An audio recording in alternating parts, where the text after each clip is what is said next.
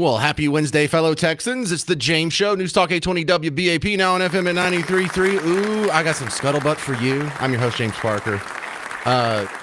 First, hey, thanks to everyone who came out to keep it going for the James Show meet and greet we had last night in Keller at Manny G's. I got to meet Manny G himself and hang out with Pam, his wife. And excuse me, for the first time, there were first repeat visitors to a listener meet and greet, because I try and have this in neighborhoods that are all over the place so you don't have to drive far, and usually it's a completely different crowd at every one, but there was two people who were at a previous one. Samantha came back she went to the Plano one last time, and this other guy, I forget his name, but he looks just like my first college roommate. I got to see him again. He was at Shaw's in Fort Worth a couple months ago and hang out with his wife, Twyla, and there's a nice lady named Tyler whose son plays for University of North Texas and might go pro. And it was a good time. Another guy showed up, gave me a copy of his book, which I thought that's a bold gift. I don't like getting gifts because I didn't bring you anything and it feels awkward. But if you're going to give me a book, you're like, hey, here's 52 hours of your life. That's a hell of a commitment you're giving me there. It's like you're asking. Anyway, the deal is now I'm looking for the next place. Where in the world is the next James Show listener meetup? I got to have another one next month. And the only rule is it has to be at a place that is either owned or managed by a WBAP listener, preferably a James Show listener. But even if you skip me and listen to all the rest of the station, I'll be willing to overlook that. So we've done Plano, we've done Richardson, we've done Fort Worth, we did WeatherCon, and we did Keller. So where next? I had a couple complaints from Mesquite. I had a couple complaints after the last one from DeSoto and Midlothian and Duncanville. So I was thinking, ooh, what about south of town? So if you could find me a place, let me know. James@WBAP.com or send me a Facebook message. Now, I wanted to start with this story because we have a lot of Bongino fans listening right now. And, you know, his slot was right before mine until he became the assistant head of the FBI, isn't that his case? Whatever his new title is. But James Comey was throwing shade at Dan Bongino and Kash Patel. And, you know, that's the job he used to have. I want to run this by you here and get your thoughts on, of all people, James Comey throwing shade. It's a little confusing to me, honestly. I'm sure it's a huge adjustment to go from being a podcaster to being the deputy director of the FBI. No, stop it. Yeah, he's just a podcaster. How amazing. I'm not even done with the clip, by the way. How amazingly dishonest is that? A podcaster? No, actually, he's the nationally syndicated host on one of the two top tier networks. Because like in TV, you recognize ABC, NBC, CBS. Well, we have that in the radio world. We have like Westwood One and competitors that I don't want to mention because they don't pay my salary. And so there's only a handful of those. And he was on that. Not only was he on that, he was in the most important shift. He was in the Rush Limbaugh chair. He had hundreds of affiliates. And, oh, yeah, on the side, he does a little podcast. And you're kind of leaving out his entire background where he worked for the, Secret Service. And he had some other jobs with law enforcement and consulting and just some podcast. I know this can be a little confusing for a podcast host. Just what a contemptible lie. And it's bald face. Like he's not doing a sarcastic voice or even playing. He's just throwing shade hardcore. Anyway, here's the rest of his comment. It's a little confusing to me, honestly. I'm sure it's a huge adjustment to go from being a podcaster to being the deputy director of the FBI. But I don't understand this tweet. First of all, I assume that the investigation of the pipe bomb that was found on January 6th was never closed. The FBI never closes such a thing. So I guess it means they're going to focus on it more.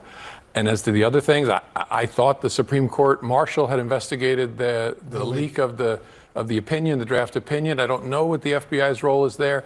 Cocaine at the White House, I thought the Secret Service investigated that. So I don't follow it and understand it. I also don't understand who the audience is for this tweet. The FBI often calls for public assistance or in matters of great public concern will announce an investigation to reassure the public. This seems much more narrowly targeted, maybe to a former podcast audience.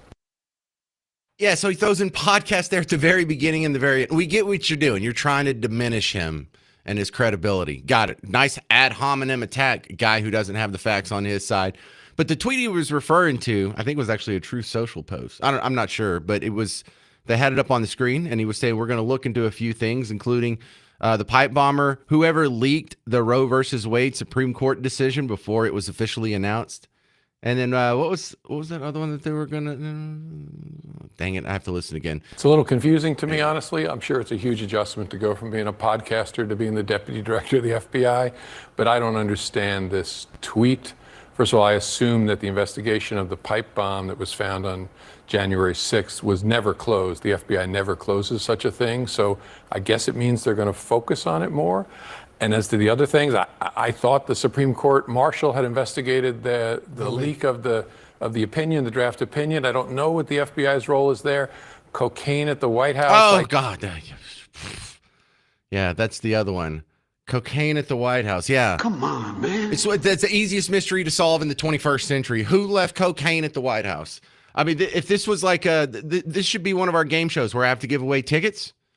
Wouldn't that be great? We could just, hey, we're going to play the easiest game show in the history of radio. Who left a baggie of cocaine in the White House? Was it A, Hunter Biden, B, Hunter Biden, or C, Hunter Biden? I mean, we know who it was. I love that story because I just loved seeing the media having to pretend like, well, I don't know, we'll never get to the bottom of this mystery. The Secret Service is stumped. Really? The most secure building on planet Earth, which no one's ever found cocaine in it before. All of a sudden, there's this guy who shows up, who we have just dozens of hours of him recording himself doing drugs and cocaine in its various forms. And then he shows up at the White House, and a few minutes later, someone finds an unattended baggie. Gee, I wonder who it could be. We'll never get to the bottom of this mystery. Just hilarious. Put me on that investigation. And in fact, I'll wrap that one up as soon as I finish the investigation, the $20 million initiative Democrats have on why are guys fleeing from us? Say one nice thing about me for once in your life. How about can you start there? Stop calling me Hitler. How about that? 800-288-9227. 800-288-9227. Coming up next in foreign affairs, Trump says Putin is playing with fire as the Kremlin continues to assault Ukraine. Is this war ever going to end? Can Trump bring these two countries to peace? Well, I say, of course, but under what circumstances? You'll hear from Dr. Jeffrey Brodeur from Rigaku next on The James Show. I'm James Parker. It's News Talk 820, 93.3 FM, WBAP.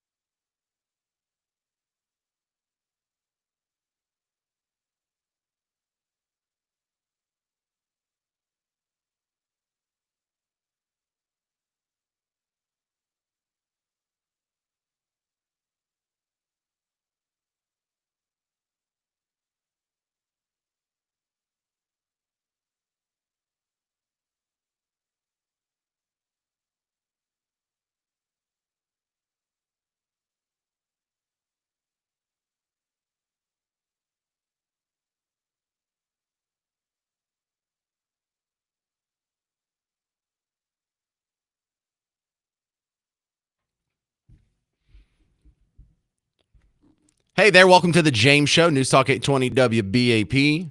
Now on FM at 93.3. Well, we have continuing attacks between Russia and Ukraine. At the same time, you can also find some positive reports that talks are being held and maybe we're moving closer to peace. Which one's closer to the truth? Are we moving toward peace or away from peace? Let's ask a guy who knows a little bit more than I do at this point. Dr. Jeffrey Brodeur from Rigaku is back on the James Show. He has expertise in chemical, biological, radiological, nuclear consulting. Welcome back to the James Show. Which one's closer to the truth? Have we moved toward peace or chaos in the last week?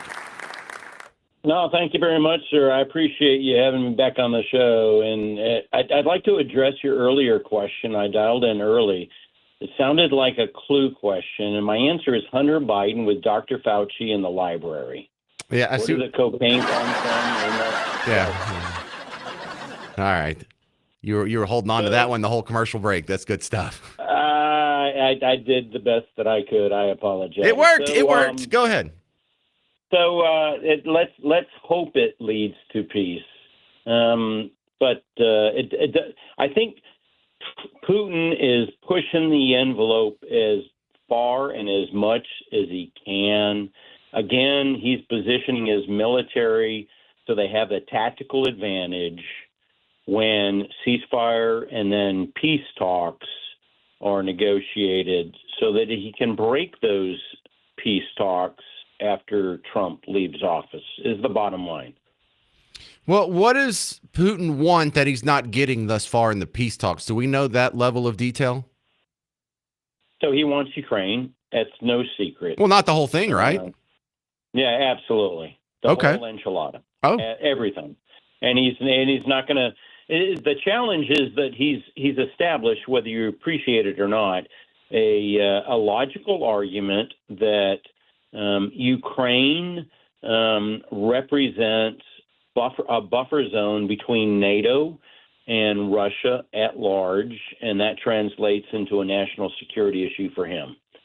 He's got a buffer zone in most other cardinal directions, but back in about 93 with President Clinton, the NATO community, started encroaching on former Soviet Union states.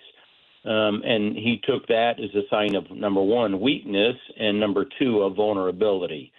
And so his sort of cover story is that these are actions I'm taking to protect the Russian citizens at large. Well, when you talk about these other buffer states that are at least casually allied with Putin, are they helping much? Is like the Belaruses of the world helping much? Nah, they hate life. Georgia, the state of Georgia, the country of Georgia is a prime example. They're not.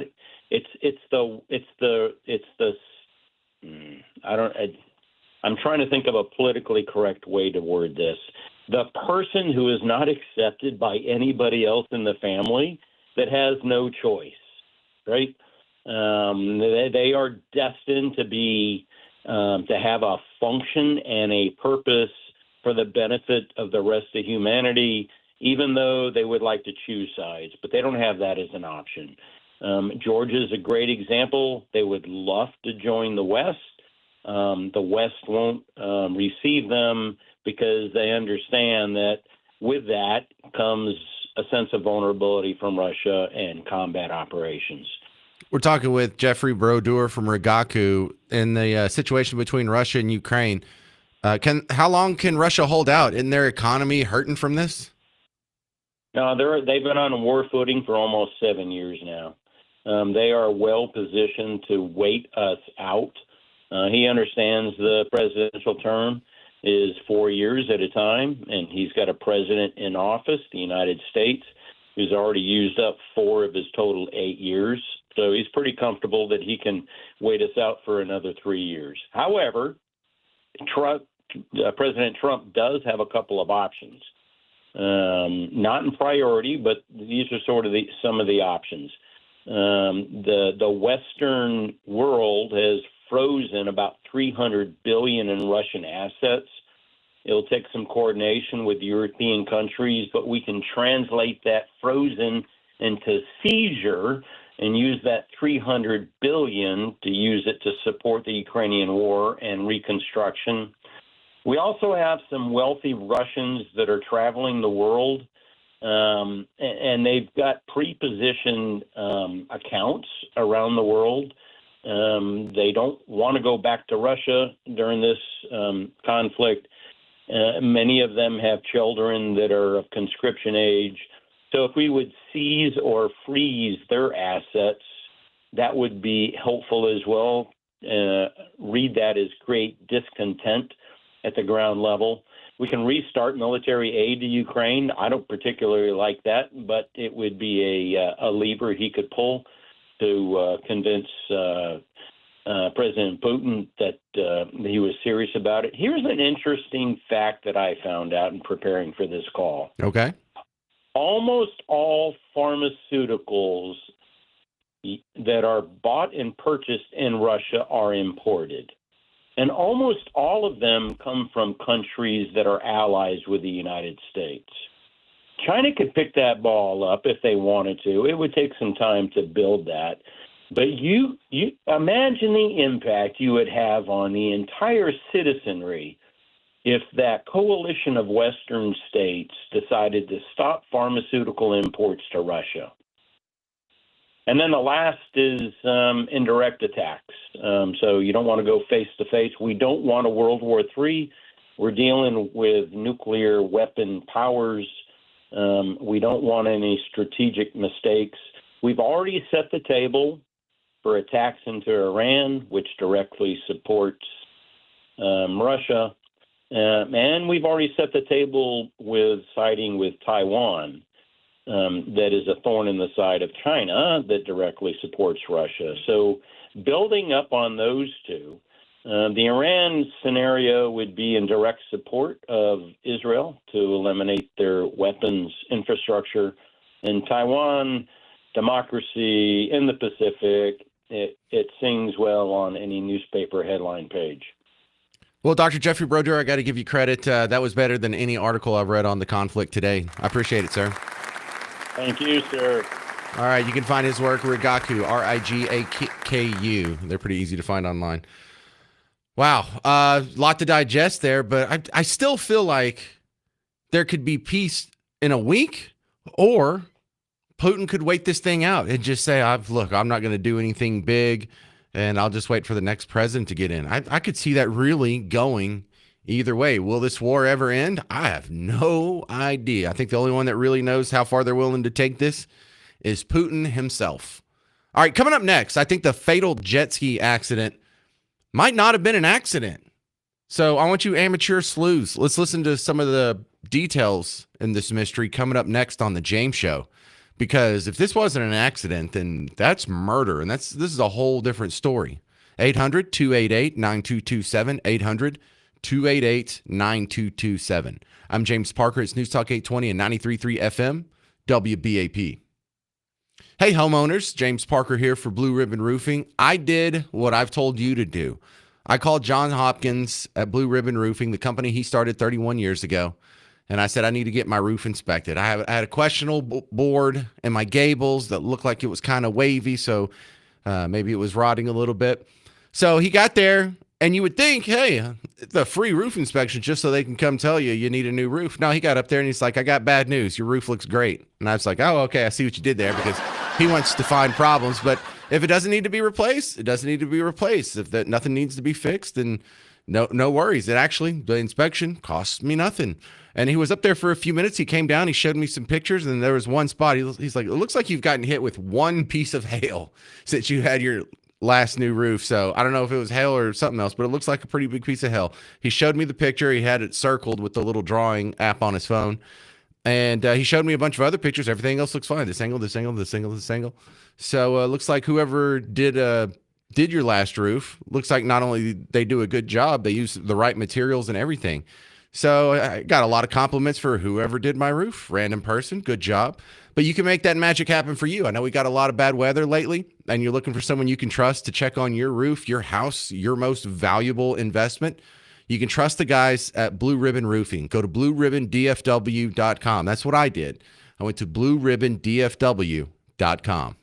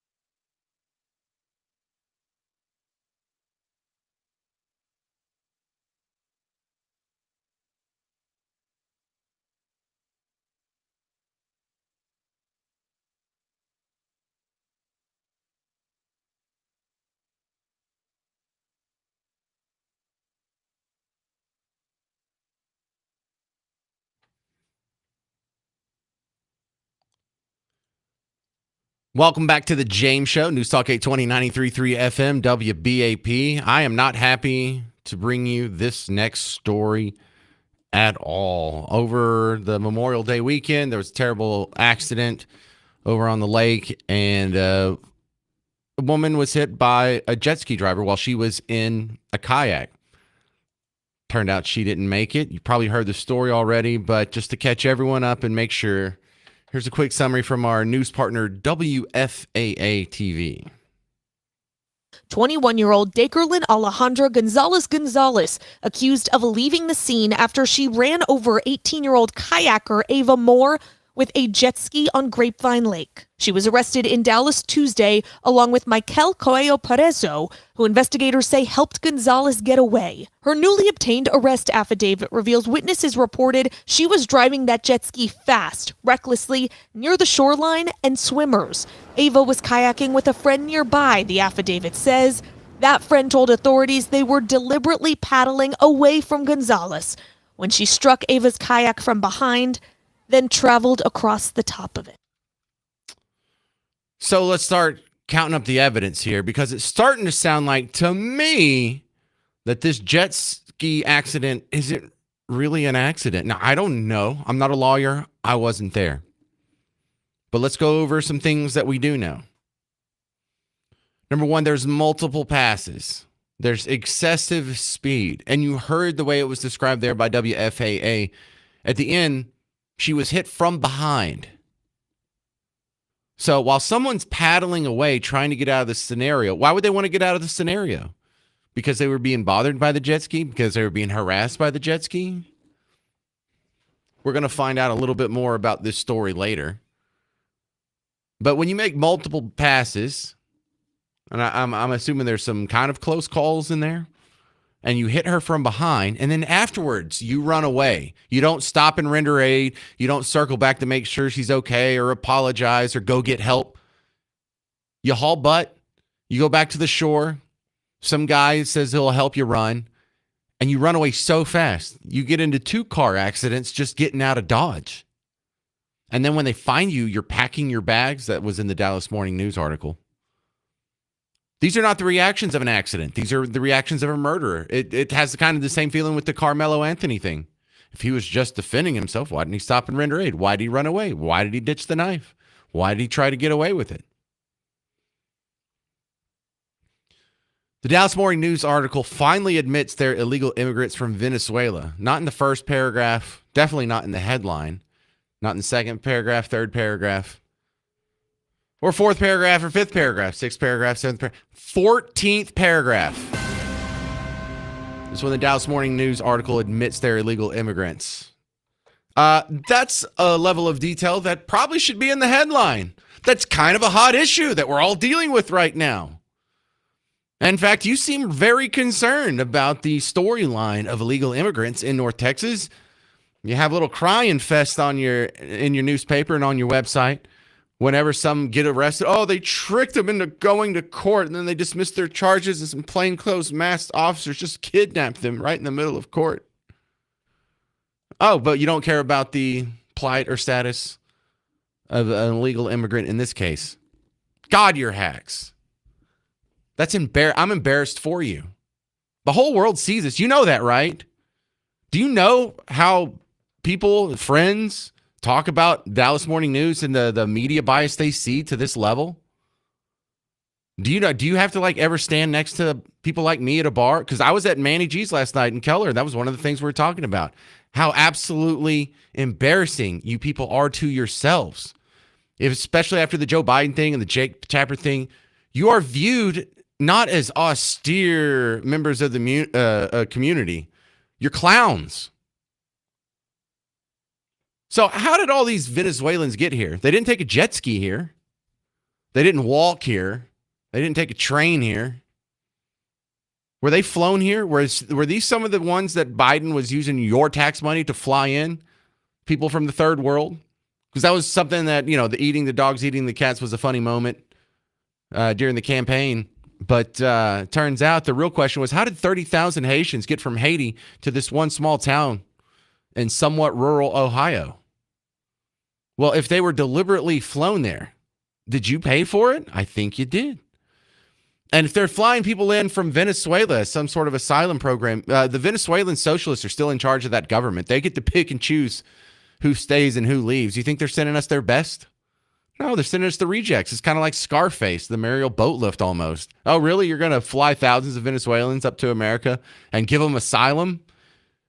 That's fantastic. Here, take these winners. No, we're getting the third world rejects. How many Americans have to get in a car wreck or a jet ski accident or die or get stabbed or get shot or whatever it takes before we admit, hey, this was not a good idea? Maybe we should kind of crack down and enforce our laws a little bit. But what do you think? Do you think this fatal jet ski accident was an accident? Amateur sleuths, I'm looking at you. You people who like to watch CSI and Discovery ID. And I'm not saying that as a pejorative. Miss Parker loves that stuff. Hi, Miss Parker. Miss Parker, do you have a hot opinion on whether or not this was an accident? Because it might not be. And if it's not, I need to see her charged with murder. I need her to be charged accordingly. One of our neighbors just lost their 18-year-old daughter who was headed to the Air Force Academy in a matter of days. And for what? For a third world reject that we flew in here at your taxpayer expense? 800-288-9227. 800-288-9227. I'm James Parker. It's News Talk 820 and 93.3 FM WBAP.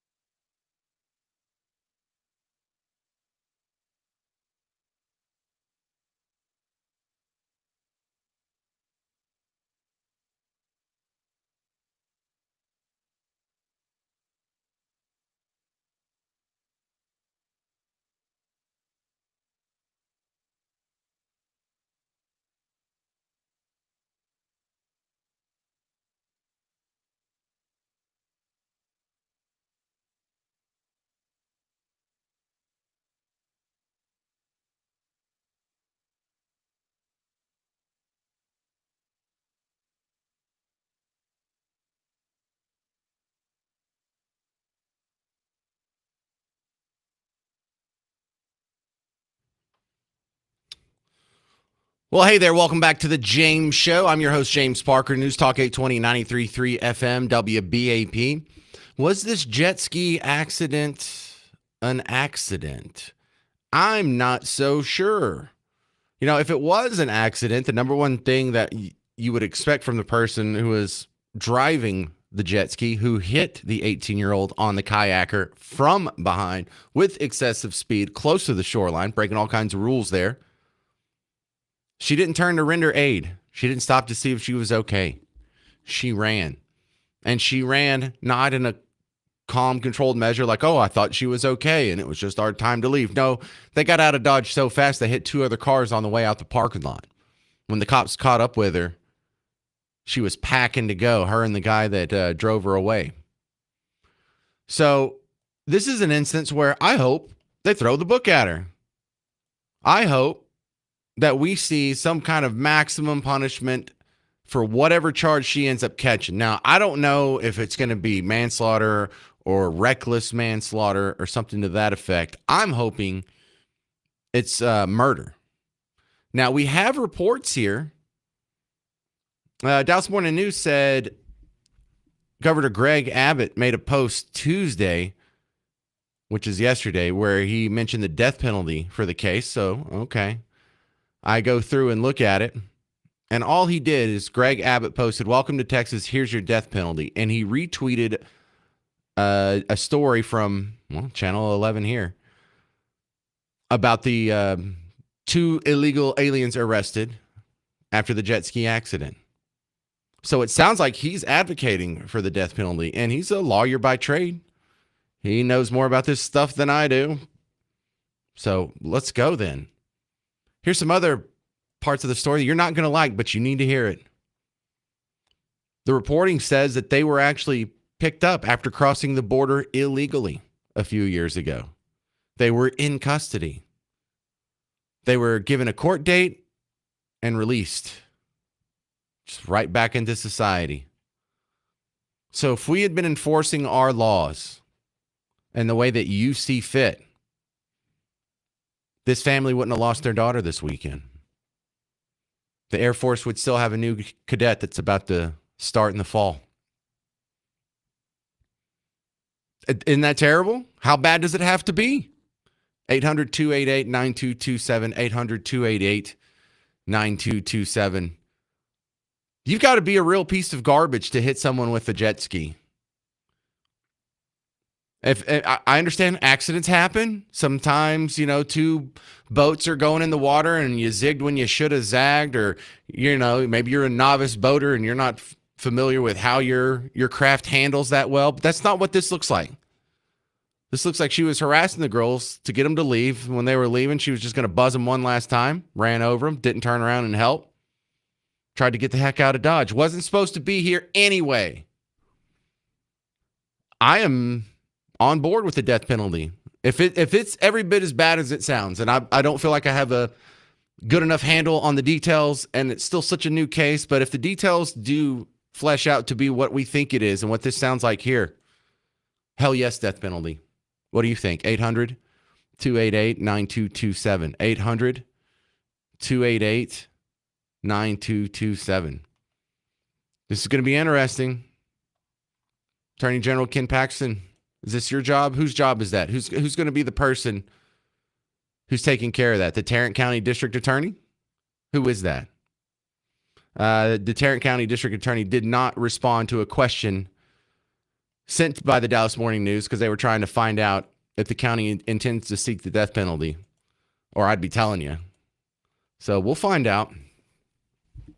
Capital murder in the state of Texas, murder of a peace officer or firefighter, murder during the commission or attempted commission of kidnapping, burglary, robbery, aggravated sexual assault, arson, terroristic threat, or obstruction or retaliation, murder for hire, murder during escape from a penal institution, murder of someone younger than 15, or murder committed while incarcerated in a penal institution and serving a life sentence or 99-year sentence for certain violent crimes. How about murder if you cross here illegally? How about if you're here legally and you commit a violent crime or even a property crime? Whatever the punishment would be for a citizen, yours is double. It's just a multiplier. It's like when you get the Powerball, Oh, it's going to double your reward. Yeah, that's what we need to do. If you're an illegal in here, you get it worse than you would got if you were a legal citizen. Just something to slow this down. This is Stephen Weatherford. You're on WBAP. What do you think, Steve? Oh, if I was that family, I would find me a good lawyer and I'd sue the Bidens, I'd sue Mayorkas, I'd sue Venezuelan, I'd sue Mexico, I'd sue everybody involved with those people coming up here and running over my daughter, and I'd seize their assets for judgment once I won a multi-billion-dollar lawsuit. Man, how bad do you feel for this family? Oh, this is absolutely ridiculous, and people that should have stopped this or prevented it closed their eyes, made money on the deal. It's time for payback. Well, look at how bad the media reporting is on this. If this fit the narrative, the descriptors, the adjectives before the perp would be in the headline. But since it doesn't fit the narrative, they don't even admit that she's an illegal immigrant from Venezuela until the 14th paragraph of the story. I mean, they're trying to bury it as hard as they can. They're running cover for these people. Just like when they go to El Salvador and they got to go run cover for this MS-13 domestic abuse and kidnapping gangbanger guy, human trafficker, literally. They've got to go run cover for him. They've got to run cover for these people and hide it in paragraph 14. The story's bad enough, and the media, you're going to be biased on a story like this, like a family lost their daughter, and you're going to go cover for the piece of garbage that killed her? Get it together. How bad do you have to be before you realize you're on the wrong side of this, media? This is just ugly. Well, maybe it's time we incorporate the media into Sarbanes-Oxley, where you can have your First Amendment's right, but you cannot knowingly lie and deceive the public without reciprocity. Yeah, I don't know how you put that in the law in a way that won't be used against us, Steve. They have to be ostracized. It has to be like saying the N-word. Everyone would just stop doing business with them if they said the N-word tomorrow. But they can go lie about the death of your 18-year-old daughter in order to run cover for illegal immigrant criminals. And they still have the prestige to exist tomorrow. They still don't have to apologize, or the people don't make them get behind a podium and say, I'm sorry, I'll never do this again, and send them to some sort of re-education camp. 800-288-9227. Do you think this is murder? Do you think the jet ski accident is a death penalty offense? That's where I'm at. 800-288-9227. I'm James Parker. It's News Talk 820 and 93.3 FM WBAP.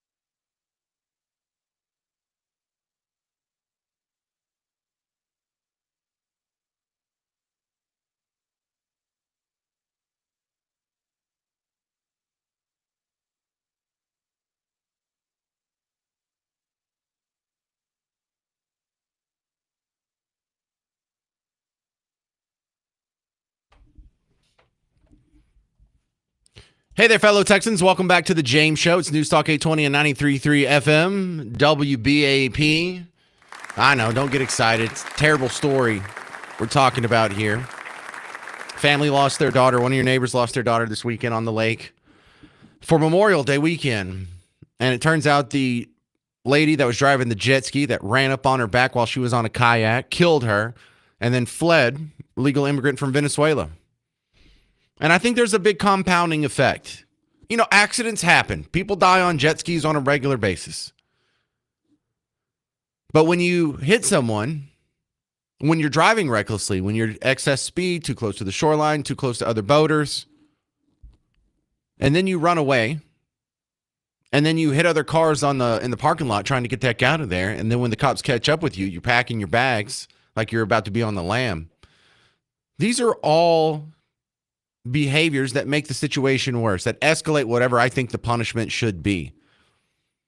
And then the real kick in the pants is that we find out these both the lady who was driving the jet ski and the guy who helped her get away, illegals from Venezuela, not even supposed to be here in the first place. And then on top of that, are these some of the people that were part of the program that the Biden administration was using your tax dollars to fly in third world rejects? So not only could they have been prevented from coming here if we just enforced our own laws, but we went out of our way. And even though we're $36 trillion in debt, we took some of your tax money and gave them a flight here. That might not be the case because some of the other reporting I'm seeing is they were caught here illegally, and then they were given a court date and released back into society.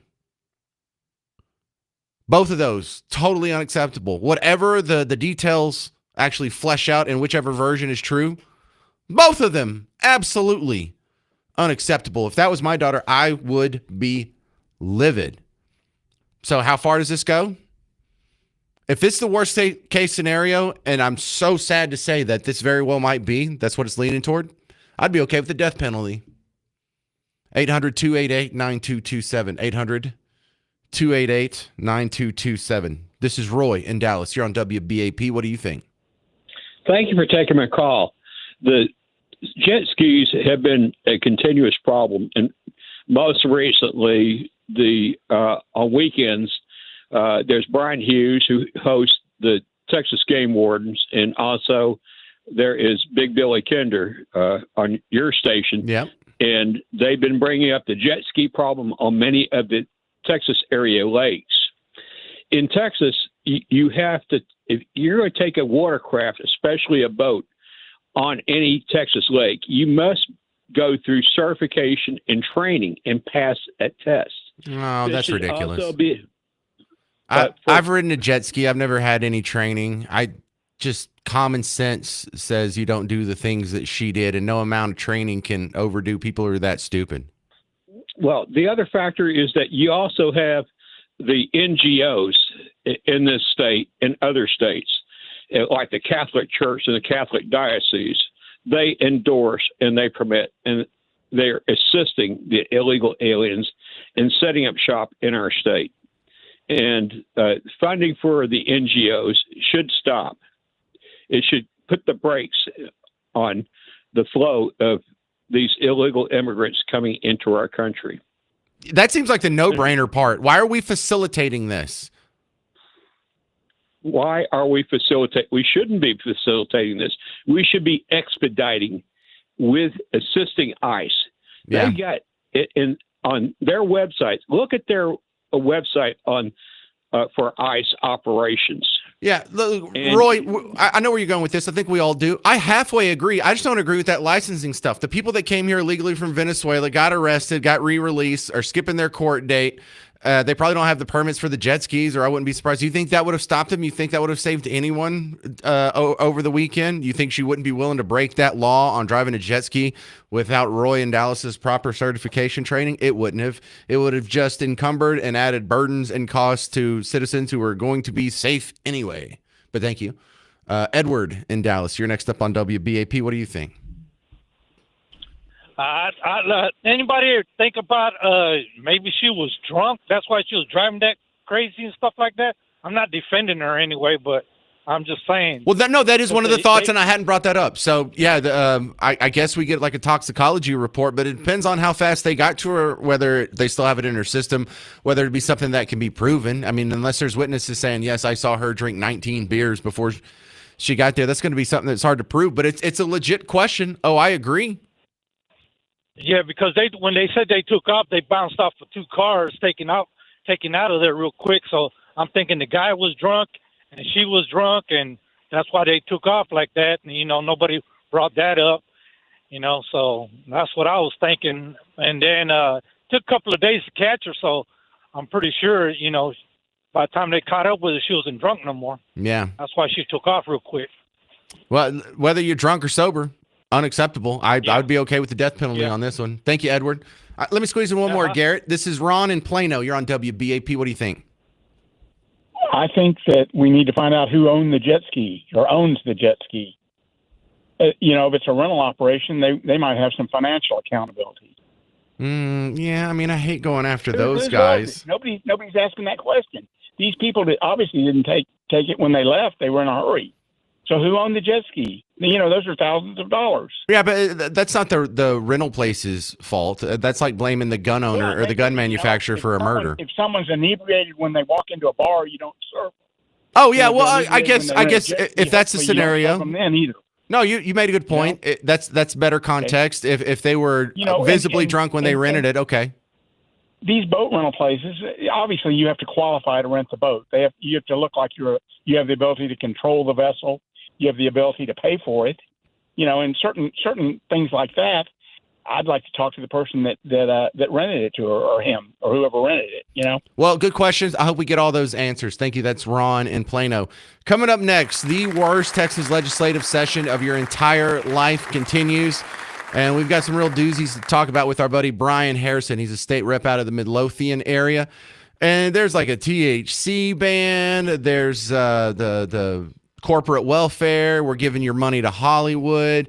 We are increasing spending on DEI. They're trying to ban social media for minors. So what the heck is going on in Austin?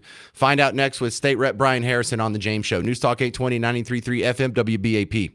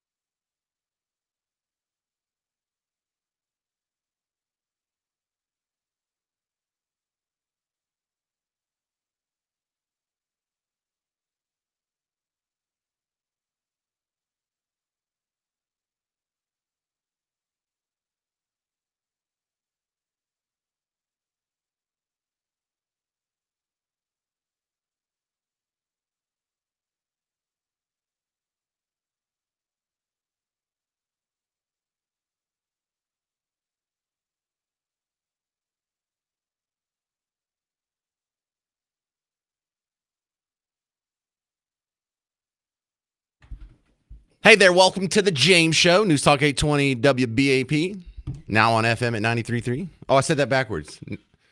News Talk 820 and 93.3 FM WBAP. I said the old way.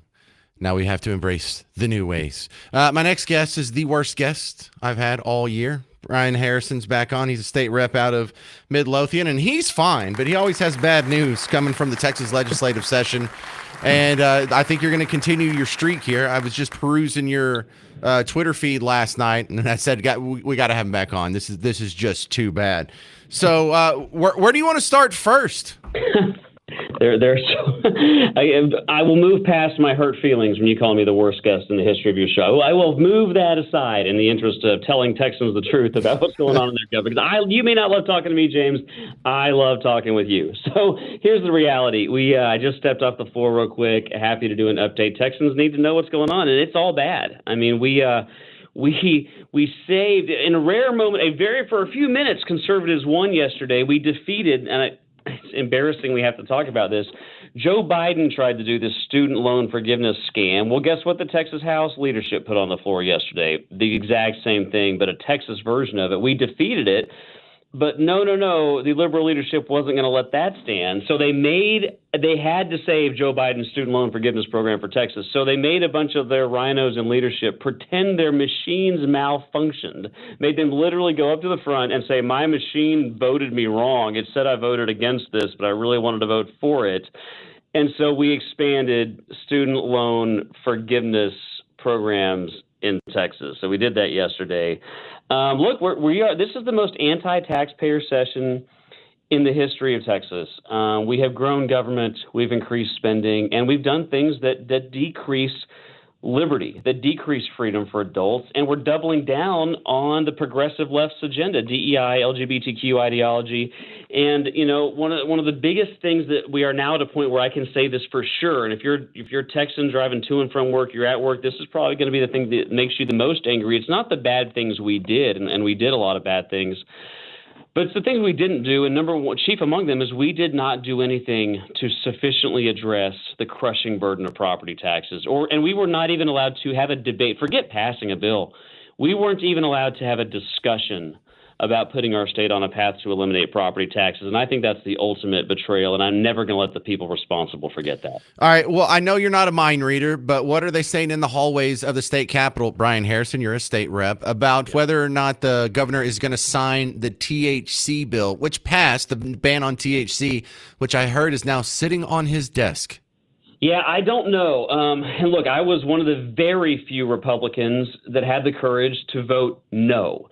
When we say as Republicans that we believe in small government, we believe in limited government, we believe in the principles of liberty, I think we need to be consistent in that. And look, I appreciate the intent of this. What it was, for folks who don't know, SB 3 was a ban on all hemp products. And the goal was to protect kids. At least the authors, the goal is to protect kids from dangerous products. And look, I share that goal. But a total ban was too far. It grew government too much. It restricted the freedom of adults who either want these products or some who rely on these products. And I think we're going to have harmful unintended consequences like shuttering thousands of small businesses. I think 50,000 jobs may go away. And I think it might have the result of pushing adults into very dangerous black markets or to much harder and more addictive, deadly pharmaceuticals. This was government overreach. I voted no. I believe it should be vetoed, but I do not know. I do not know what the governor is going to do. But I did tweet out the other day that if I were the governor of the state of Texas, my staff would be having to buy veto pins at Costco, and they might have to go to more than one Costco to get the number of veto pins that I would need after this train wreck of a session. Well, you know who does like the THC ban? Probably the cartels. I would guess they're like, good, we can get that business back instead of it being in the 8,000 shops in Texas. We can get it back off the streets. Well, you're right, and you're right. And look, Texans deserve the truth. This SB 3, it was a win for the cartels. I tell you who else it was a win for. It was a win for the alcohol industry. It was a win for the tobacco industry. It was a win for the pharmaceutical industry. It might well be a win for the prison industry. I mean, these are not the industries that we should be passing policies to enrich. And, sort of one of my very low-hanging fruit, just my test for is a bill good or bad, I got to vote on 3,000 things. Do the drug cartels like it or do they not like it? And if the drug cartels don't like it, I probably don't love it. And if the drug cartels do like it, I probably don't.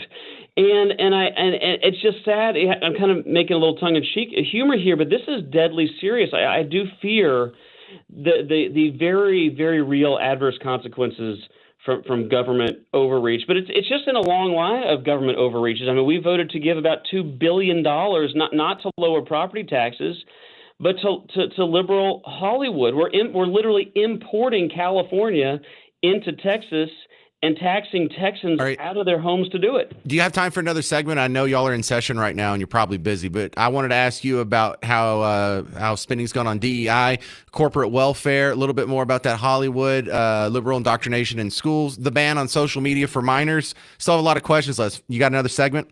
Let's do it. Let's do it as quick as we can, but I'll stick around for one more for you. All right, State Rep Brian Harrison from Midlothian, who is in the middle of the Texas legislative session in Austin right now, will update you on the rest of these bills that could affect your life coming up next. I'm James Parker. It's News Talk 820 and 93.3 FM WBAP.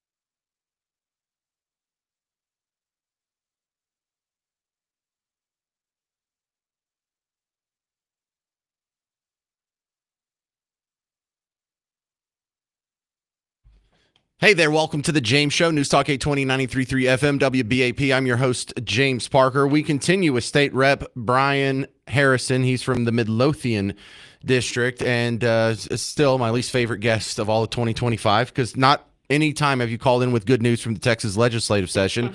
And I'm going to set you up with another bill that looks absolutely horrible. Could this pass a ban on minors using social media in Texas? Yeah, so again, I was one of the very, very few Republicans who had the courage to stand up to the pressure to vote for this ban. And the people who pushed this, they call it a bill to empower parents, but it actually does the opposite of that. And I've got real concerns about making every adult be forced to hand over very sensitive private information to big tech companies. I mean, why would we want big tech to have more information than it's got to have? But you know what? You can pass just about anything, as it turns out, if you say it's to protect the kids. I mean, there's almost no socialist or big government policy you can't pass if you tell enough people it's just about protecting the kids, right? Well, sometimes no. We get elected to do the hard things and to think critically and say, is this the role of government? Most of the time, the answer is no. Does this advance freedom and liberty? Most of the times, the answer is no. Right. And are we doing something that's going to do more harm than good? Most of the time, the answer to that is yes. And so, yeah, we did do something that makes it to where parents have to have their accounts linked to their kids, and the parents are probably going to have to give a lot of data to the big tech companies, and I've got very real concerns about it. Well, I don't know if these people have kids, but when you give them cell phones, there's parental controls where you can be very restrictive on what does and doesn't happen on the phone. And if you can't figure it out, then don't give your kid a cell phone. But I can figure it out, so don't screw it up for me. Well, amen. And I've got 4 kids. My wife and I are really blessed. We have 4 children between the ages of 5 and 10, and I care deeply about what they have, and that's why we heavily restrict what they can do online. But here's the thing that people forget in Austin and in Washington: government is not your parent. And just because something is good, that doesn't mean government should subsidize it. And just because something's bad, that doesn't necessarily mean government should ban it. But politicians, they have to justify their existence, and so they've got to do something, and it's usually something cooked up by the liberal special interests. We're going to make some liberal special interests rich. We're going to tax millions of Texans to do it. And every time government grows, liberty and freedom shrink. Texas should be the #1 state in America for liberty and freedom, and we have that reputation, but for far too long, we've just been coasting on it. It's past damn time we start living up to it. We're talking with Representative Brian Harrison. He's state rep from the Midlothian area. I have some breaking news here. Fox News is now reporting on the jet ski homicide that happened over the weekend here in North Texas because it was illegal immigrants from Venezuela, and then they had a quote from the governor and Ken Paxton on there. So look, it's made the national news. I don't want to say it's good news, but back to the legislative session here, Brian. Did you say we're going to increase spending on DEI? I thought we were getting rid of DEI.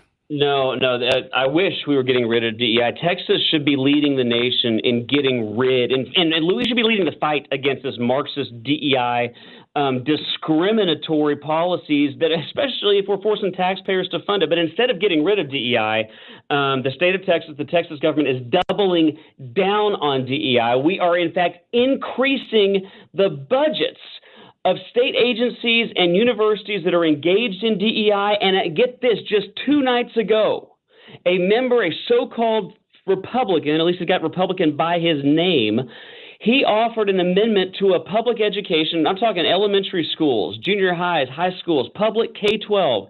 He put an amendment on a bill that most of my so-called Republicans voted for that put DEI hiring practices in all of our public K-12 schools in the state of Texas. I filed multiple bills, multiple budget amendments to defund DEI in the state of Texas.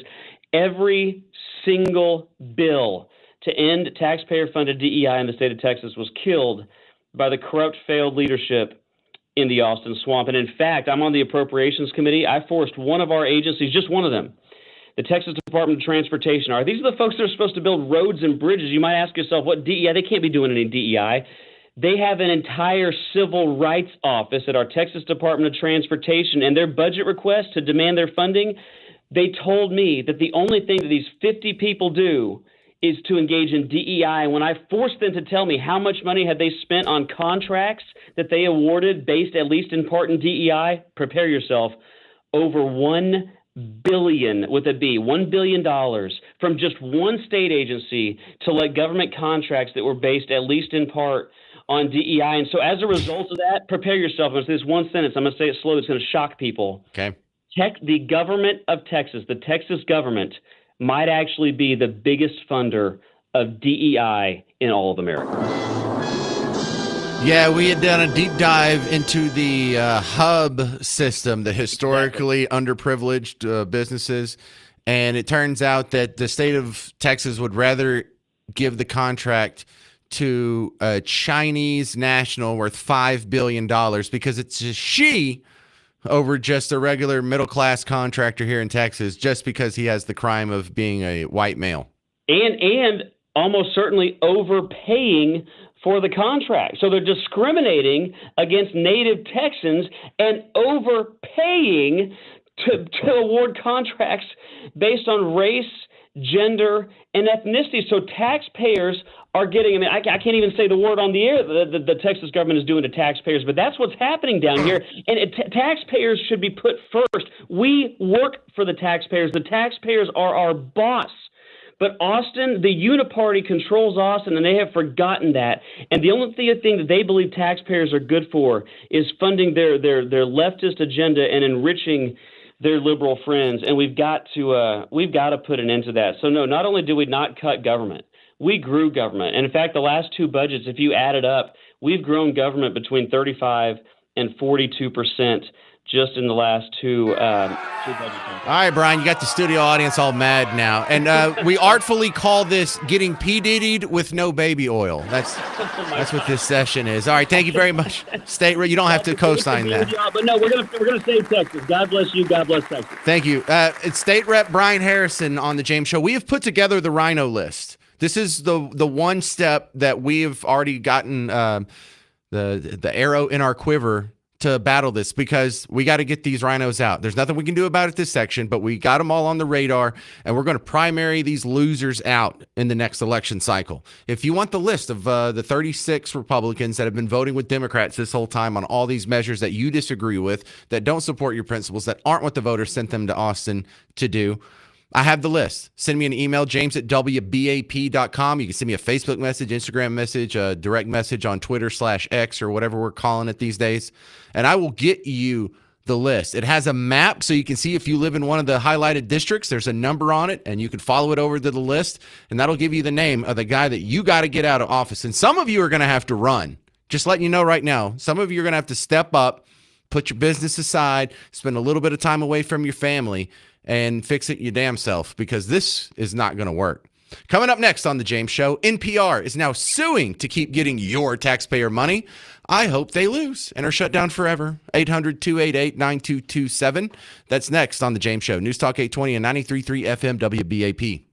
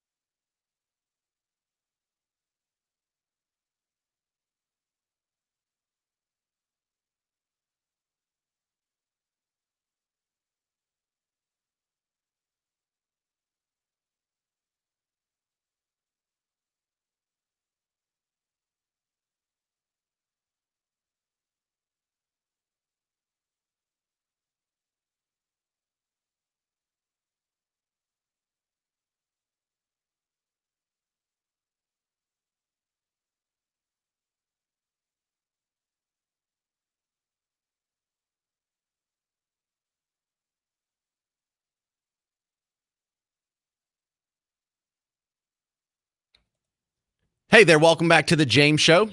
I'm your host, James Parker, News Talk 820 and 93.3 FM WBAP. For you guys on Twitter saying, where'd you get that joke that we're getting P. Diddy'd with no baby oil? I made it up. I can write jokes. I didn't steal that from someone.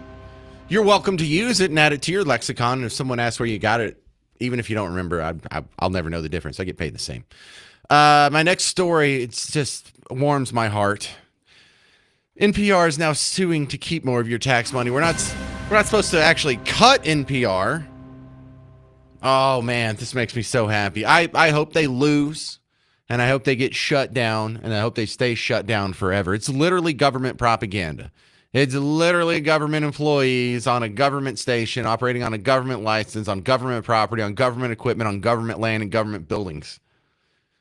It's government propaganda. They always come down on the side on every issue. What gives the people in power more money and more power? Every issue. You can't come up with one where they stray from the orthodoxy of big government. And they've been playing this little game where the complaint comes, we need to cut funding for NPR. And NPR says, well, that's just like 1% of our funding. Well, cool. Then you won't mind if we cut it then. Well, it's a little shell game they play because, yes, indirect money that goes from your taxpayer dollars to NPR, it's not much of their budget. However, there's also money that goes from you to all these NPR affiliates spread out across the station. And they pay NPR for a license. So if you count what goes through third-party intermediaries, then yes, the crux of their budget, they probably cannot survive without that money. They definitely can't survive as they exist right now. And when I say I hate NPR, that's to my own detriment.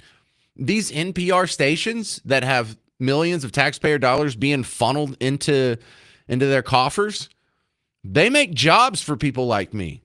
NPR goes down, I have thousands of fewer job openings for whenever I get canned or fired or laid off or whatever from every job that happens to radio people. My opportunities go down. So I am saying this in defiance of my own interest, just because philosophically speaking, it's the right thing to do. Shut them down.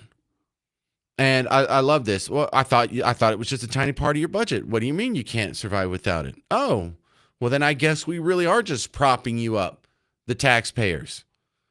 But NPR has been such a consistent voice against me, against people who look like me, against people who share my gender, against people who share my political philosophy, against people who share my values, my culture, just constantly beating you up. And so that's the double whammy. I understand why Democrats like NPR. They're taking money from Republicans and amplifying Democrat voices with it. They're taking money from, and look, they're taking it from Democrats too, make no mistake. Oh, yeah. But they're also taking it from their political opposition and using it against them politically. And it's so bad whenever they do the rundowns. One of the great institutions here, the Media Research Center, they run newsbusters.org. I love that place. They'll do the rundown on, hey, so far we're 5 months into 2025. How many conservative versus liberal guests has PBS had on? Well, according to newsbusters.org, the PBS NewsHour has had 173 liberal-leaning guests, only 41 conservative-leaning guests. Oh, that's like a more than 4-to-1 ratio. So sure, they'll throw in a token every once in a while, but it's money that's taken from you and used against you.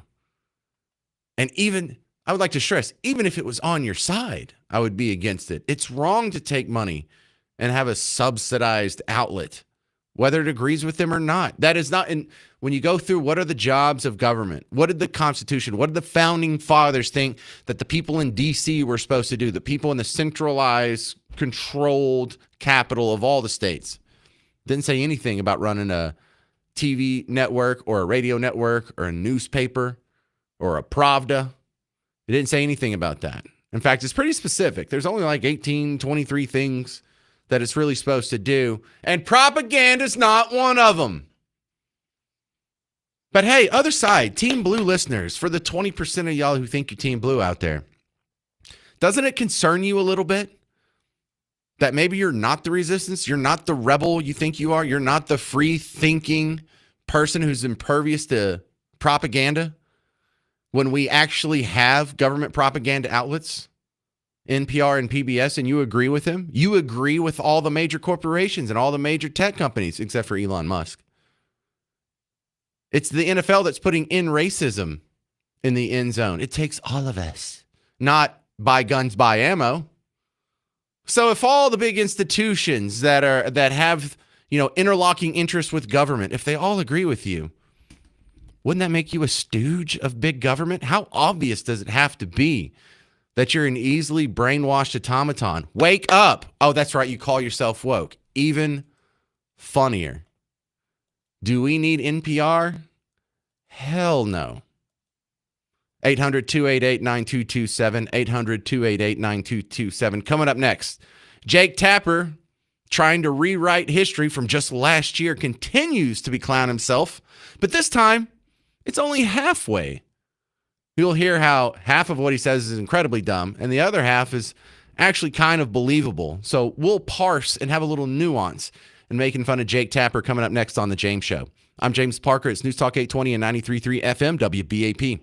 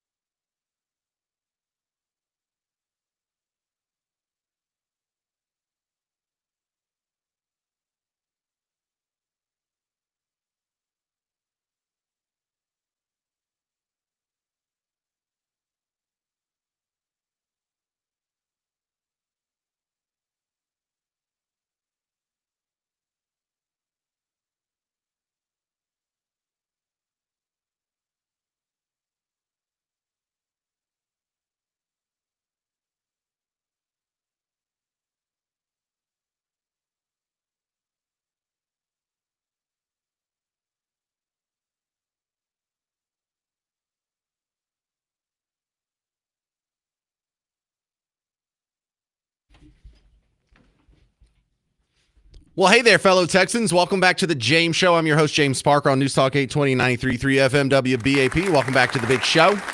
Thank you to all those who came out to the James Show listener meet and greet in Keller last night at Manny G's. Had a good time meeting and hanging out with all of you, which means the search is on for the next James Show meet and greet. I don't care where it is. The only stipulation is it has to be a place that's either owned or managed by a WBAP listener. I mean, they could even like hate the show and still listen. There's quite a few people who don't like me or like this show. They just hate listen. I'll even do it at your place.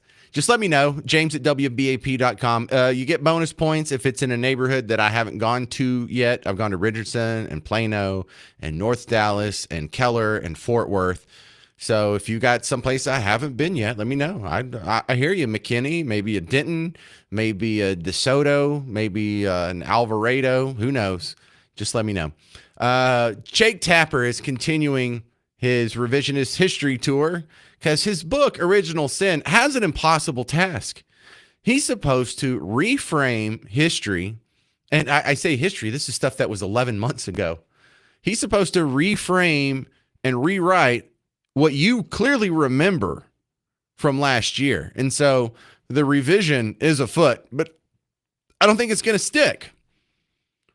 One of the interesting things about this Jake Tapper book is he has to admit that the media was duped, but he can't admit that he was duped, right? That he can't at the same time say, oh, I'm wholly inadequate as a reporter, but you got to trust me on all these other things. Actually, that is what he's trying. Can you believe that? Yes, everyone was duped. That's what it was. Now, all these other people who saw with their own eyes what was really going on, and they were making these diagnoses, and I was mocking them and trying to run them out of polite society. Just ignore all that. Don't believe it. But Jake Tapper was asked for his thoughts on this new Democrat initiative. Forget his book. He was asked about the new SAM, the strategically reaching out to males, whatever it's called. And they're trying to understand, they're trying to get a grasp on why men have been departing the Democrat Party. And look, they haven't had white men for a long time. Straight white men, the most Republican demographic possible. But Hispanic men are now a slight majority in favor of Team Red. And Donald Trump just won the largest share of the black vote since you've been alive. So let's check this out. How would Jake Tapper, who's teetering on the verge of gaslighting and the truth, how would he address this issue on why they're doing so bad? Can he admit the truth on this one?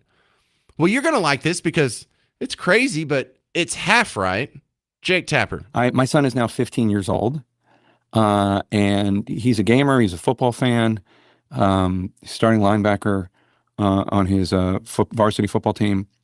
The Democratic Party has no way of communicating with him. They have no entree into his world. And in fact, it's interesting. Well, first of all, I'd like to pause that. You have no entree into the world of a white kid who's 15 who plays linebacker at his high school. You don't have every popular music artist towing the line. You don't have Taylor Swift out there. You don't have racism in the end zone when we have to watch the football games. It takes all of us. You don't have them with the same messages on the back of their helmets. Oh, yeah, they never get through. The pop culture never gets through to a 15-year-old. How about every Netflix show with a political bias? How about Handmaid's Tale? How about all the TV shows that has the T of the LBGT in them? Like there's 19 of them on Netflix right now. How many of them have the detransition? Oh, 0. Oh, yeah, you're kidding yourself if you think he's not being flooded with Team Blue propaganda at all times. He's just rejecting it. He's going to see all the parades that are going to happen next month, and he's not going to hate it. He's going to be indifferent to it. But he's also going to recognize they don't do that for me. There's no month for me. There's no day for me. There's no parade for me. There's no organizations for me. There's no scholarships for me. There's no hiring program, no recruiting program for me. No. You're getting through. He's just rejecting the message. Anyway, I'll let Jake Tapper continue. And on a left-leaning podcast that shall remain nameless, and we were talking about my kids because I think they were both people without kids. And they asked me about my son, and I said he was, he's a football player and he wants to be a policeman. And their joke was about my 15-year-old son. Oh, how does he feel about minorities? Like the idea that he wants to be a policeman, therefore he's racist, my son. And that was the big laugh. And then I got dragged in the comments and all that stuff. And I thought to myself, this is why you are losing elections. Like my football playing son, who has no political views. He's 15. He thinks about World War II and gaming and playing linebacker. That's his world. You're deciding he's a racist because he wants to be a cop. And why does he want to be a cop? He wants to be a cop because he wants to help people, and he thinks that's the best way he can help people. And that's how the Democratic Party talks to men. Okay, so that second half was right. Kudos to Jake Tapper, who can repeat truth when it hits him upside the head, but still missed the point overall. Here's a little hint here. If you want males to stop avoiding the Democrat Party, stop running away from the Democrat Party, say one nice thing about us. Start there. 800-288-9227. 800-288-9227. Coming up next, I'm going to talk to immigration attorney Renata Castro about a new Trump administration order to halt all student visa applications. I love it. What do you think? 800-288-9227. I'm James Parker on News Talk 820 and 93.3 FM, WBAP.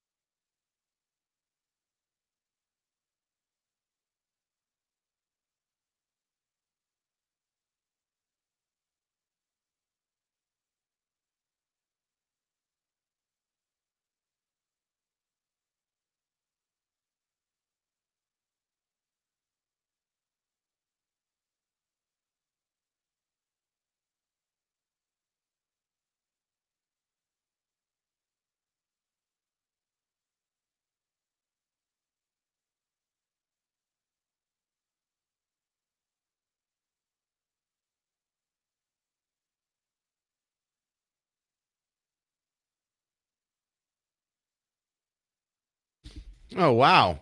Welcome to the James Show, News Talk 820, 93.3 FM, WBAP. Kind of caught me off guard there. I literally spent, I said literally, I sound like my kids, but I actually spent the entirety of that commercial break answering emails from people who wanted to see the rhino list. A few segments ago, I had State Rep Brian Harrison on, and we were talking about how disappointing this session has been at the state level in Austin. And Brian and I have made the list of the 36 or so Republican representatives that have voted with the Democrats to get the Speaker of the House that doesn't exactly serve your values, and then all these other voting blocks that, man, just so disappointing. Well, here's the good news. So many people have reached out. I don't even know how many. I probably just sent like 40 on that break. If all the people who have asked me for the rhino list, because it comes with a map, so you can see if you live in a district that has one of the rhinos in it that you need to primary out before the next election cycle. If all the people that have just reached out to that list got active and did something in their community about it, man, we could solve this problem. But listen, all you people that get the list, don't just get it and sit on it. Put it on your Facebook, put it on your Twitter, put it on your Instagram, put it somewhere, share it out, make sure other people see it, bookmark it, and do that again in like 3 months, and then do it again in 6 months. Don't just do it once and forget it. Let's stay on this. All right. My next guest, regular on the James Show, Renata Castro from USA for All. Welcome back to the James Show, Renata. I wanted to start with you on this new Trump administration rule about not allowing student visas. Have we stopped allowing any student visas in America's colleges? Yes. Well, this news has yet to be officially confirmed.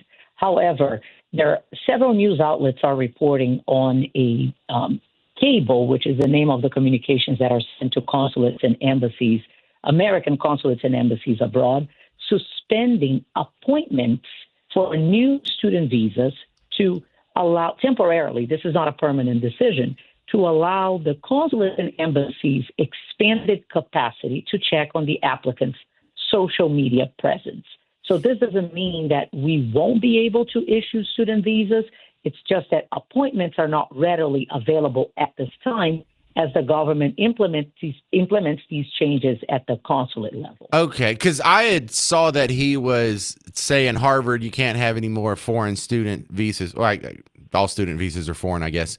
You can't have any more student visas. So I thought this was just something localized on Harvard or maybe a few schools that had some anti-Semitic protests that went unpunished. But the way you describe it, it sounds like this is affecting all colleges.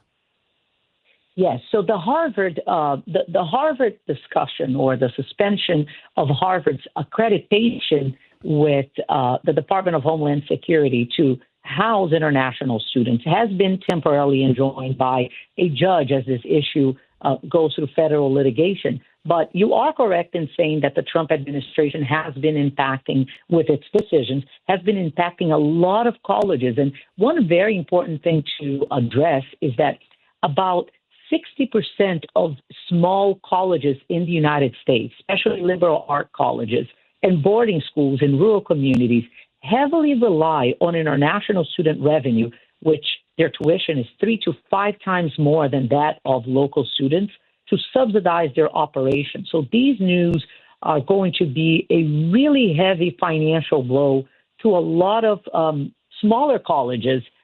Harvard will survive. My main concern as a practicing attorney is with the smaller colleges that are going to lose on enrollment in the upcoming semester, which is now we're at the prime season for international students to enroll and pay their tuition for the coming school year. All right, we're talking with Renata Castro, USA for All, an immigration firm. What advice are you giving illegal immigrants who are in college right now? Let's just say you're a freshman or a sophomore or a junior and you are kind of in limbo here. Are they going to be able to continue their schooling in the fall? It's at this time, we have to analyze the situation as it develops. If you are an international student, it's not a time to panic, but I would proceed with caution in regards to social media presence. When we were younger, not calling us old, but when we were younger, we didn't have the permanency of social media. And some of the jokes that sometimes get posted online and are misconstrued and it can have a meaningful and negative legal impact on the lives of these students. So if it's questionable, don't post. Your visa is more important than going viral on social media at this time. Boy, I think that's good advice, whether you're a student visa applicant or not. Just because for job seeking purposes, you know how many Yes. times I've had to go through and just start deleting stuff out of my social media. Not that I'm like posting, porn or giant F-bombs or anything. It's just if you rub the potential employer or potential whoever's reading your application the wrong way, that's not worth it. I will share a quick story. I traveled the country for my immigration cases because immigration is a law of federal jurisdiction. And I was recently in Orlando, and the Uber driver, when learning what I did for a living, started crying. His son, who was a green card holder, who is currently in detention because he works for, a large restaurant chain and made a bad joke about online saying, "Oh, today I'm in a bad mood. I feel like blowing this place up." And that got reported to HR. He was taken into detention, and now he's at risk of losing his green card, all because of a bad taste, of a bad joke. And, as a parent, I can understand the zealousness of law enforcement. You never know when it's just a joke, but I can also commiserate with his father, who is now seeing his child, who is 19 years old, has been in detention for 3 or 4 months, and could have his life ruined because of a split-second decision that's just made in the heat of the moment. So I think that this is the best advice we can give our kids. If it's questionable, don't post it. All right. Sounds like solid advice. Renata Castro, how do they find your work if they need your help with immigration services? They can go online, USA, the number 4, all, usaforall.com. Thank you very much, Renata Castro, for being on the James Show yet again. All right, coming up, Phil Robertson from Duck Dynasty died. He passed away, but don't worry. His impact on our culture and our politics is bigger than you think. He's not going to get the credit for it, but you'll hear my theory coming up next on The James Show. 800-288-9227. I'm James Parker. It's News Talk 820 WBAP, now on FM at 93.3. And this is my friend Bob Lavelle from Home Marketing Services.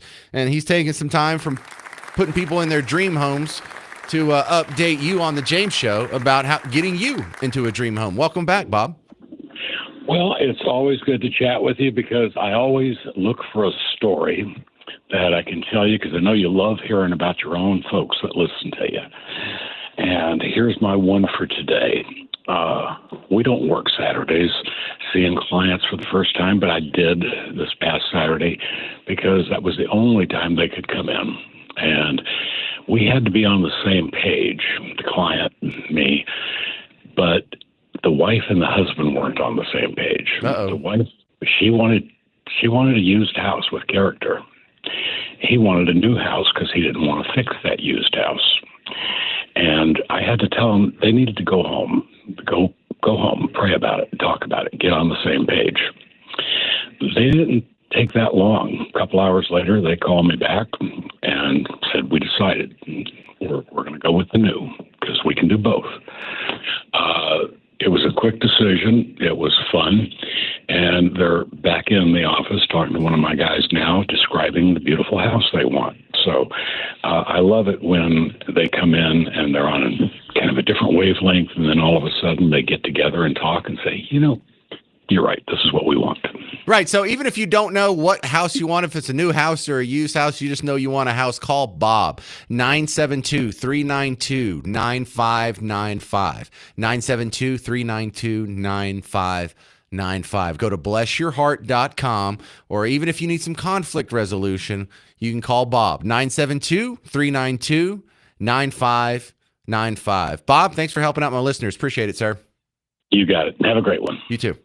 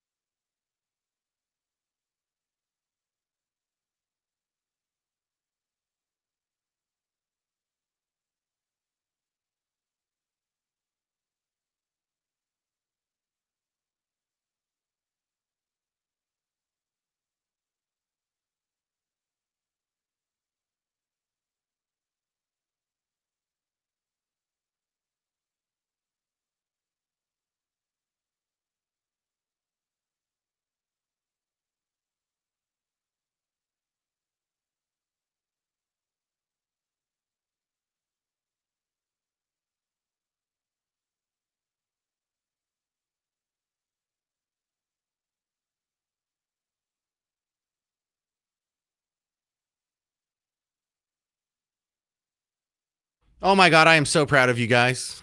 This is the James Show, News Talk 820 93.3 FM WBAP. But I've mentioned the rhino list before when I had State Rep Brian Harrison step off of the floor of the Texas State House today to give you an update on what's going on with the legislative session. It's terrible, by the way. It's god-awful. It's a complete disappointment. And you should be very, very disappointed and betrayed by what's going on in Austin right now on your behalf. So the one thing that we've done is admit there's not a whole lot we can do. We had 36 guys who said they were Republicans, and once they went down there, they turned on the Republicans, voted with the Democrats, and so we didn't get our speaker. We didn't get our committee assignments. We didn't get our proposals. You didn't get your property tax cut. You didn't get school choice. You didn't get firmer immigration restrictions when it comes to employment verification and so many other things that were promised to you. Instead of a property tax cut, we're talking about how many hundreds of millions are we going to give to Hollywood, if not billions. DEI funding has increased. Oh, you should be very, very upset what's going on because this is supposed to be how you fix it. You send the right party down there and they're supposed to do your will. Well, they didn't. So Brian Harrison and I made a list. We call it the Rhino list, and it has a map. If you live in one of the districts that's highlighted, you need to primary your state rep coming up in the next election cycle. And again, I just spent the last 2 breaks sitting here sending the list to people who have emailed me, james@wbap.com, and I'm still not finished. I'm up to like 40-something people.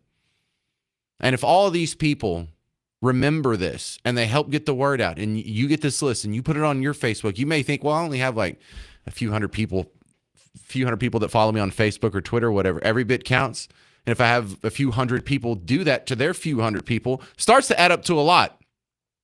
And the good news is it doesn't take a whole lot to upend an incumbent state rep. This is a doable mission. So if you want to get your list, send me an email, james@wbap.com. I haven't even looked at all my Facebook messages. There's some there. I haven't even started sending them there yet. But sad news, you may have heard Phil Robertson from Duck Dynasty has passed away.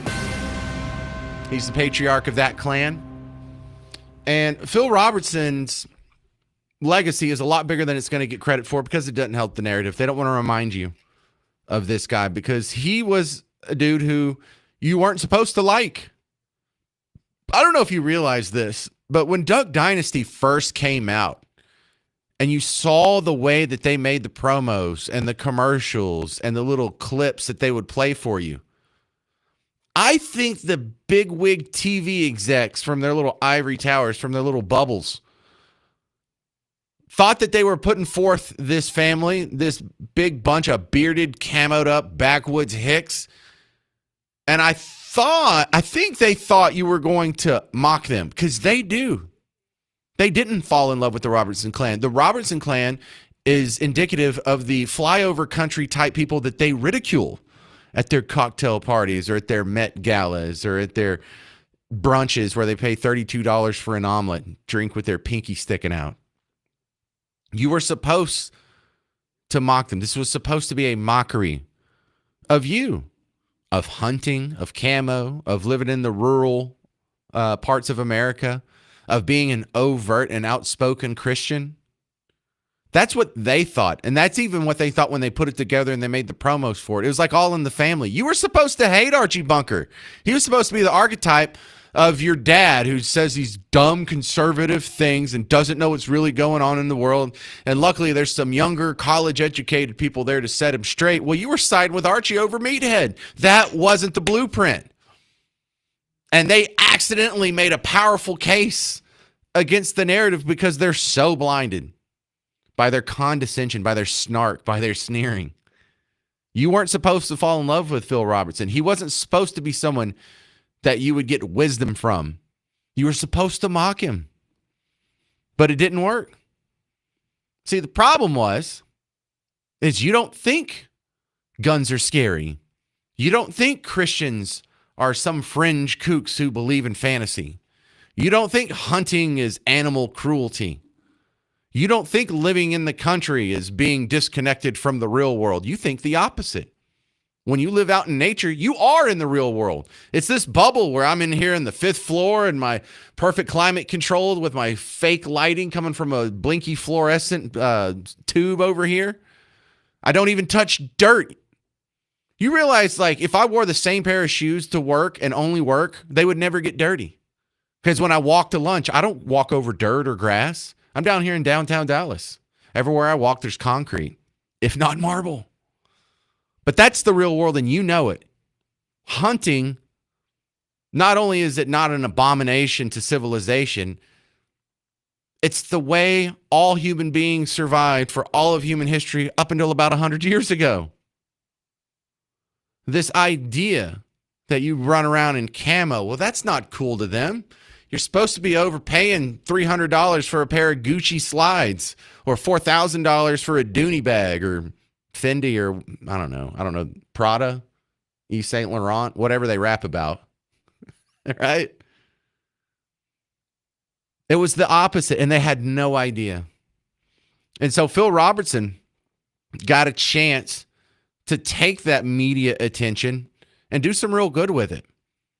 He got kind of political, and it was all in your favor. He was very outspoken for Jesus. And with full humility, hey, I partied too much when I was in my 20s.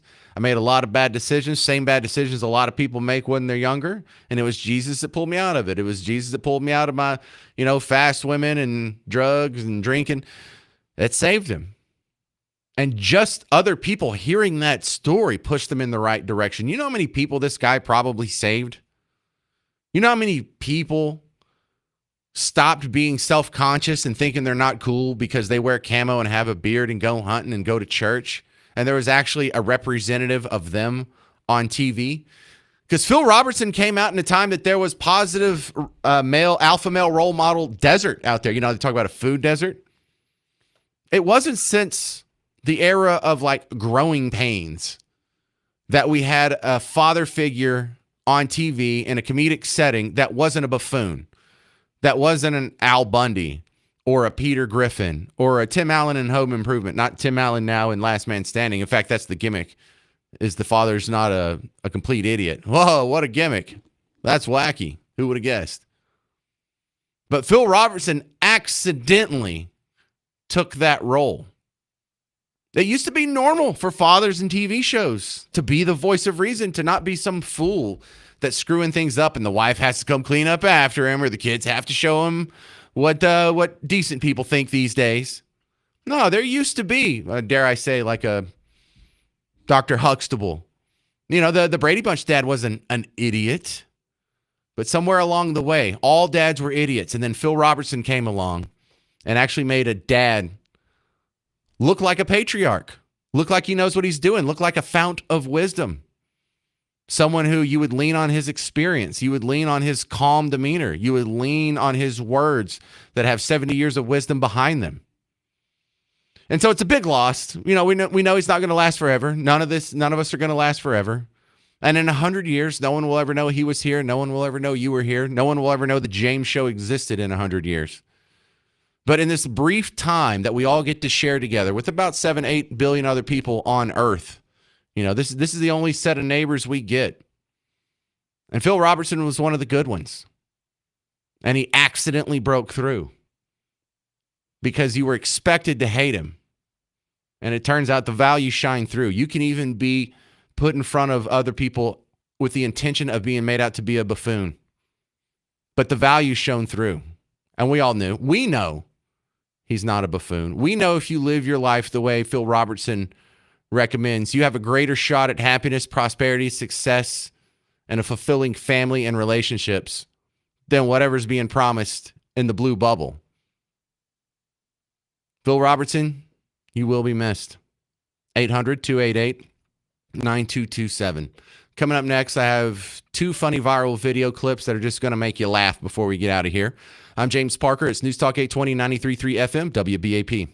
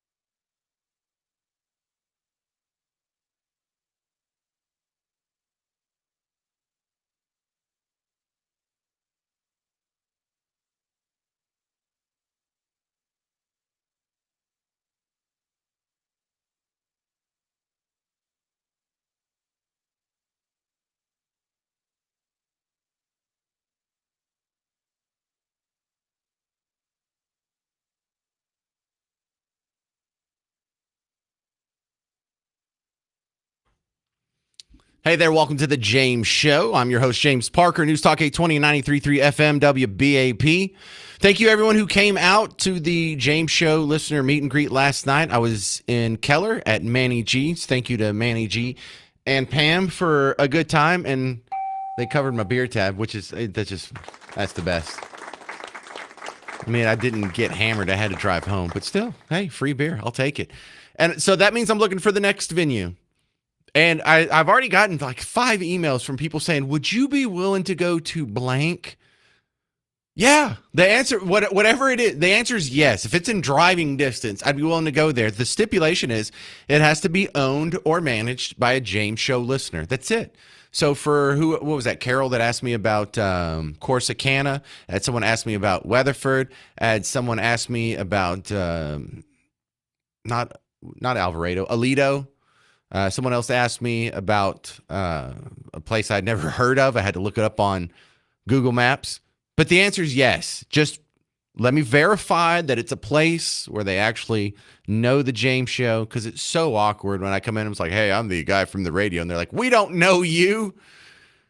So, yeah, and I want to keep it in the family. You love me, I'll love you back. But send emails to james@wbap.com or Facebook messages. Also, I haven't got all the rhino lists out. I got more every time I mention it. But if you would like to get the list of rhinos, the Republicans in the State House of Representatives that have an R next to their name, but they went down there and voted with the Democrats, and therefore you didn't get school choice. You didn't get a property tax cut. You are going to be on the hook for subsidizing Hollywood. You are going to be still subsidizing DEI programs and curriculum in public schools and in colleges. The only thing you can do about that, there's not a whole lot we can do about it this session, but we can remember who these bastards are, these turncoats, and we can vote them out in the next primary session. So what we did is I got the list from Brian Harrison, the state rep out of Midlothian. We got a map with the districts that are highlighted for the rhinos. And if you live in one of those districts, find out who your rhino is and do what you got to do to get rid of them. If you want the rhino list, email me, Facebook message, Instagram, whatever. It's just a link to the WBAP website where the list is. And thank you very much for caring. Once you get that list, go share it out. A couple fun pieces of audio before we get out of here. I saw an Australian comedian's view on America. And man, this kind of made me proud. An Australian on America. Let's hear it. I love Independence Day because your country broke away from England and got freedom. Australia never did that, right? We're Britain's little that's what we are. You guys, you tipped the tea in the ocean. I think that's what it was. You tipped tea in the ocean and you were like... So England didn't like that. They put their red coats on, which is still the most arrogant military uniform in the history of combat. The least camouflage outfit there was. When Paul Revere was like, the English are coming, everyone was like, no shit, Paul, we can see. From a mile away. Anyway, long story short, no one thought you'd win. You had 16 guns, 4 pitchforks, and Mel Gibson, and you won. And that's why I love this country. Yeah, you stick it to England. We still drink hot tea in Australia. You don't get hot tea anywhere in America. You're done with tea forever. The only time you drink tea is to annoy England. You're like, tea? How do we drink it? Cold, with a pound of sugar in a can that says Arizona. How you like that? Yeah. All right. Australians, that guy, he needs your support. The other one, here's another viral video I saw. Is Trump a dictator? I don't think so. There's an argument that the left makes against Donald Trump. And again, just trying to be objective, the argument is that this man's a dictator. Donald Trump's many things, but dictator, I'm like, wow, dictator. I'm a big fan of history. Hitler, dictator. Present day, Kim Jong-un, dictator. The only commonality Donald Trump shares truly with Kim Jong-un and Hitler is that the three of them should sue Supercuts. That's it. By the way, dictators, let me tell you something about dictators, okay? Dictators murder with no consequences. Vladimir Putin murdered his political adversary and ran unopposed. Kim Jong-un murdered his own uncle to prevent a coup d'etat. Donald Trump is no Kim Jong-un. Donald Trump is no Vladimir Putin. In fact, Donald Trump is not even a Clinton. Yes. Oh, that's beautiful. All right, that's going to do it for the James Show today. If you'd like to nominate a place for the next James Show listener meet and greet next month, send me an email, james@wbap.com. If you want the rhino list of the Texas state reps we need to primary, james@wbap.com. Stick around. Mark Levin's coming up next. I'm about to go put up the podcast. You should listen to it later. I'm James Parker. It's News Talk 820, 93.3 FM, WBAP.